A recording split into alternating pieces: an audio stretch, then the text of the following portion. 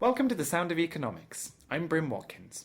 I'm pleased to bring you this podcast from Bruegel, the Brussels-based think tank specialised in economics and economic policy. Today we're going to talk about non-performing loans, often known by the catchy acronym NPLs.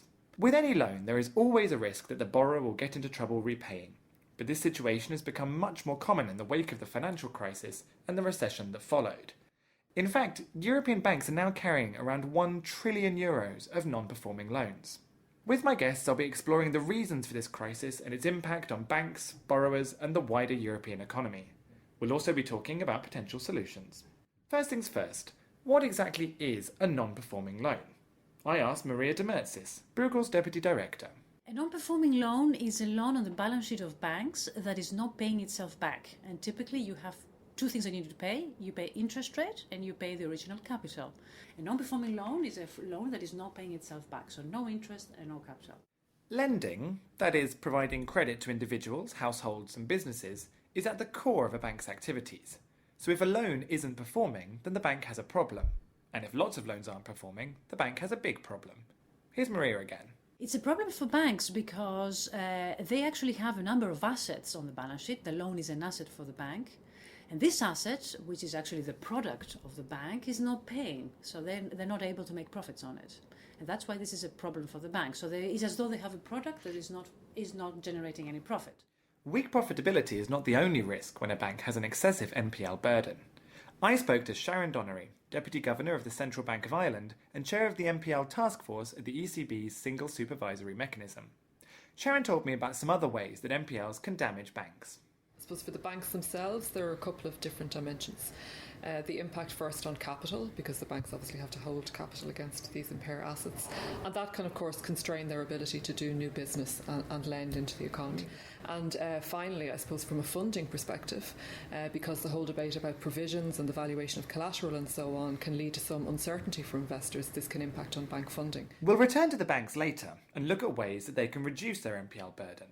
But first, it's worth exploring why exactly this NPL crisis has become such a hot political topic. I asked Piers Harben, Director of Oversight at the European Banking Authority, why NPLs are such a problem for the European economy. Non-performing loans are what we might call a misallocation of capital. They block up the system, which means that other capital can't be used to extend loans into the real economy.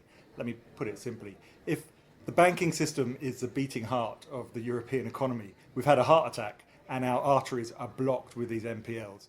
But reducing the supply of credit is not the only way that NPLs damage economic growth. As Bruegel's Maria de Mertzis explains, it is important to remember that behind every non-performing loan, there is a borrower who is struggling. Any debt contract has got two sides. It has got the creditor, that's the bank, and it has got the debtor, which is, if you have a mortgage loan, that would be a household, or if it is a corporate loan, that would be a firm, right? So any debt contract has got, like any other contract, it has got two sides, the creditor and the debtor. When you talk about NPLs, you're talking about the side of the creditor. So it is the creditor who has the loans, and then you say those loans are not performing, and why is that the problem for the bank, and so on and so forth. But at the same time, if that debt is not performing, it means that the debtor also has a problem. That's the reason why this loan is not performing, is because the debtor is not performing. By that I mean the debtor is not paying back. Okay. Now, if you have a big number of those loans, that means there's a lot of debtors that are not paying back, which means that a lot of debtors that are in some sort of distress. And that is an issue because those people, those debtors that are not performing, they are stuck with having to service loans that don't generate enough value added to pay back the loan. Right? So it's as though they're stuck in sort of unproductive opportunities. So an economy that has lots of NPLs is an economy with many distressed borrowers. This is a real risk for one of Europe's main motors of growth, entrepreneurship. I asked Maria about the impact of NPLs on entrepreneurship. Take the side of a small firm, and let's suppose that this firm has borrowed in order to be able to grow, because that's what we do in Europe, we borrow to grow. And let's suppose that this firm is now unproductive. Like you've tried something and it didn't work. What happens next, right? You have to be able to release this entrepreneur, this firm, from its debt obligations, right? This is what bankruptcy means, right? But if you go through bankruptcy procedure and this procedure doesn't allow you to sort of be freed from your debts easily, then you're going to be stuck with basically having to finance a debt for a business opportunity that has failed. That generates very wrong incentives from the point of view of the entrepreneur, because this entrepreneur now is financing an economic activity that is not productive. So there comes a point, and this is how things would help, if the institutional arrangements recognize when something is unproductive, terminate it as fast as possible, and allow this entrepreneur to perhaps try to do something else, something different that may be productive. You see, generate incentives that are going to help this person start again. But could this unfriendly stance on debt and borrowers have cultural roots? Maria thinks it might. For example, she sees a clear difference between European and US approaches to risk, debt, and insolvency. And I think in the US they do have that culture of appreciating risk-taking and therefore forgiving when that risk-taking goes belly up. And you can see that in various types of institutions. For example, institutions like insolvency, so what happens when you do fail, they tend to be quite penalizing for debtors in Europe, whereas in the US they're slightly more forgiving. Now let's go back to the banks themselves. Because if NPLs are such a problem for banks and the wider economy, then banks need to do something with them. This process is often known as workout. It involves recognising that a borrower is having difficulty repaying their loan and moving the debt to another department of the bank. The bank negotiates with the borrower to try and return the loan to health, but ultimately banks often have to seize assets and recognise losses. Alexander Lehman is a visiting fellow here at Bruegel, and he works a lot on financial regulation. I asked him what this NPL workout entails and why it is often so challenging for banks. A workout effort is very different from the core business of the bank, which is to generate economic opportunities through additional credit provision. So it requires things like taking ownership of certain assets within the borrower, servicing or maintaining certain assets. So take the example of a large residential real estate company that goes in default, say in a country like Ireland. The bank will need to run the maintenance, fixing the windows, servicing utilities, maintaining contracts with the residents. And that's not something the bank is generally very good at, nor is it keen to do this. And therefore, banks often try and move these assets away from their balance sheets. Regulatory and legal hurdles are another reason that workout is such a challenge for banks trying to resolve their NPLs. I asked Sharon Donnery from the Central Bank of Ireland whether Europe was making progress and what difficulties banks and lenders still face. From a supervisory perspective, clearly, prior to the introduction of banking union, there were many different approaches to banking supervision across the euro area, and a big step in terms of the establishment of ECB banking supervision has been to coordinate supervision better. And we've recently done a significant amount of work about setting out our supervisory expectations. So in terms of how we as supervisors engage with the banks, we're telling them what we expect them to do, how we expect them to set their strategies, how we expect them to operationalise those, and how we expect them to basically manage this important issue towards a resolution. I think the other aspect then is this more national aspect, which can be related to different dimensions like judicial aspects. So we hear, for example, in a stocktake report that we've done, we see there can be delays in court, there can be inefficient processes around court capacity, for example. Another legal aspect is accessibility to out-of-court settlement. So an important element for both banks and debtors is their ability to settle their debt, but rather than going through a court-based process, to do that in an out-of-court way. And many countries don't have very good processes for that. With all these challenges in the workout process, banks often try to get non-performing loans off their balance sheets altogether. However, selling distressed assets is not an easy project. I asked Piers Harben from the European Banking Authority why the market in NPLs is so weak. At the moment, we've got what we call market imperfections, market failures in the secondary market for NPLs. And I'll highlight two. The first is information asymmetry. That means that the buyers don't really know what they're getting. And so that makes it very difficult for any buyers to come into that market. So you don't have a clearing price on the NPLs. And the second, because of this, is what we call an intertemporal pricing problem, which means the price today is probably much lower than the price in the future when we've fixed those market failures, which means no one wants to sell today. So we're stuck. So these NPLs are stuck in the system. We can't move them on. And we should try and address those issues around information asymmetry and intertemporal pricing problem.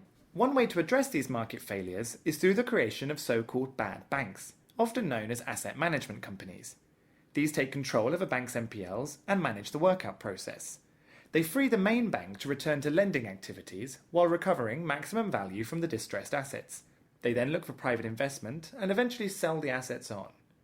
Banks themselves can set up these asset management companies, but there is often significant state involvement. Sweden made use of bad banks in the early 90s to great effect, and several countries set up bad banks during the recent financial crisis, including Spain, Germany, and Ireland. The European Banking Authority and the ECB have both suggested a European-level bad bank. Piers Harben gave some reasons why a European approach to asset management companies, AMCs, might be more effective. The point of a European approach, and it could either be a single European AMC or it could even be a blueprint for national AMCs, but is the following. Firstly, simplicity. It's incredibly complex out there. We're seeing a plethora of different approaches. If we had just one approach to AMCs, there'd be clarity on how it interacts with state aid rules, and there would be clarity for investors on what they're getting. Secondly, it could provide that sort of, I think, critical mass that you would need to get this market moving, and importantly would be able to provide consistent data. So whether there's one or a series of similar AMCs, if they all had the same data requirements, then as an investor, wherever you went, you knew what kind of data you would be getting. Thirdly, I think if we took a European initiative, because people would understand it, the funding, because often you put in state money and then that attracts in private funding, funding would be much cheaper. People would get it, so it's much simpler, there's comparability, and you get cheaper funding from doing it at an EU level and create that critical mass to overcome market failures. Bruegel's Alexander Lehmann supports this idea, with a few important caveats. I think everyone who has proposed such a structure recognizes this needs to be within the framework we have in Europe for bank resolution and for state aid towards the financial sector, and that there should not be a mutualization of the legacy assets that countries in the Eurozone in particular have built up as the legacy of the crisis. Europe's NPL burden is not a simple issue. As we've heard, there are good reasons why both banks and borrowers need to be released from these relationships. But a loan that isn't paid back is always a loss for someone, so who should take the hit? Maria de Mertzis sees no easy answer to this central question: who should pay? The current position we're in is not an easy one, simply because it's not obvious that the banks should take the hit, and it's not equally not obvious that the debtors should be the ones that should take the hit. And then there's, of course, that there is the public money that comes in. Should the public take that hit for the sake of simply regenerating the economy? It's a legitimate question, but it's not an easy question. What is the best way of encouraging entrepreneurship? Right? I mean, if that is the objective, how do you do that? And I think there we need to be a little bit careful, because if a bank, a creditor, knows that in the event of an insolvency, of a bankruptcy, they're not going to get their money back, they will be very reluctant to lend money out in the first place. And that is an important constraint. This is why when you start designing systems of insolvency or bankruptcy, you need to do something called protect creditors' rights. That's exactly what this is. Otherwise, credit is not created. And Europe relies on credit to grow. On the other hand, you need to balance that argument against the argument of giving people a second chance, releasing them from unproductive activities, and creating a sort of a fertile environment for entrepreneurship. And there are different ways of looking at it, and cultural attitudes play a huge role here. They should not be underestimated. In the context of Europe, there needs to be also this extra dimension of trying to have predictability across borders. So the element of some degree of harmonization between countries needs also to be addressed. And once that conversation starts, then the question is, well, what should we converge to? What should we harmonize towards? And I think we are, in any case, we are shifting more in the direction of trying to release bad debtors quicker than we have done in the past. So that, I think, is the direction we're taking, but we have to be careful of what this might cost us in terms of future new credit. And that brings us to the end of this podcast. Thanks for listening to The Sound of Economics. If you're interested in more Bruegel work on European banking, there is a range of blogs and papers by Alexander, Maria and others available on our website at www.bruegel.org. I hope you'll join us again for The Sound of Economics. Until next time.